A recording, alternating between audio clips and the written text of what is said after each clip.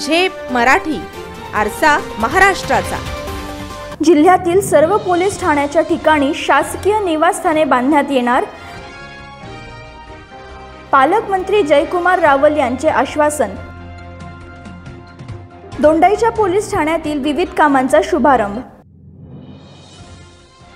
जिल्ह्यातील सर्व पोलीस ठाण्यांच्या आधुनिकीकरणासह अधिकारी व कर्मचाऱ्यांसाठी टप्प्याटप्प्याने शासकीय निवासस्थाने उभारली जातील, अशी घोषणा पालकमंत्री जयकुमार रावल यांनी केली। दोंडाईच्या पोलीस ठाण्यात त्यांच्या हस्ते शासकीय निवासस्थानांचे भूमिपूजन, नूतनीकरण, उद्घाटन, पोलीस वाहन लोकार्पण व व्हॉलीबॉल मैदानाच्या उद्घाटनाचा कार्यक्रम पार पडला।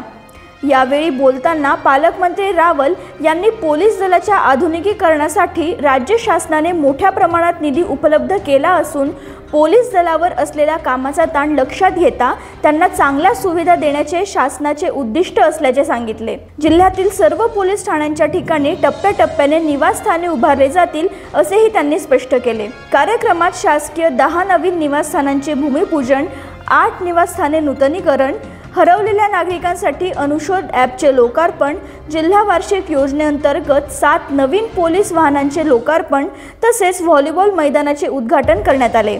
यावेळी पोलीस अधीक्षक श्रीकांत देवरे, शिरपूर उपविभागीय पोलीस अधिकारी सुनील गोसावी, सार्वजनिक बांधकाम विभागाचे अधिकारी आणि विविध मान्यवर उपस्थित होते।